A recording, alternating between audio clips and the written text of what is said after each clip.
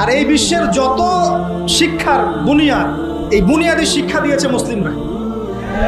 বিশ্বাস না করলে খালি আপনি 1200 বছর ইতিহাসটা পড়ে দেখেন। ইবনে সিনার নাম শুনেছেন? চিকিৎসা বিজ্ঞান দাঁড়িয়ে আছে ইবনে সিনার উপরে, নাম শুনে নেই? জাবির ইবনে হাইয়ানের নাম শুনেছেন? এই কেমিস্ট্রি না থাকলে আপনি ওষুধ তৈরি করতে পারবেন না। কেমিস্ট্রি না থাকলে কি পারবেন না? মেডিসিন তৈরি করতে পারবেন না। এটা দাঁড়িয়ে আছে কেমিস্ট্রি জাবির ইবনে হাইয়ানের উপরে, যাকে ইউরোপে বলে গ্যাবর ইবনে হাইয়ান। এরকম নাম প্রচুর আছে। আপনি এই যে ম্যাথামেটিক্সের কথা বলেন, জ্যোতির্বিদ্যার কথা বলেন, তারপরে প্রাণীবিদ্যার কথা বলেন, এই রক্ত সংবহন যন্ত্রের কথা বলেন, এক একটা সাবজেক্ট ধরে ধরে দেখেন, সবগুলার গোড়ার মধ্যে আমাদের মুসলিম মনীষীদের অবদান আছে।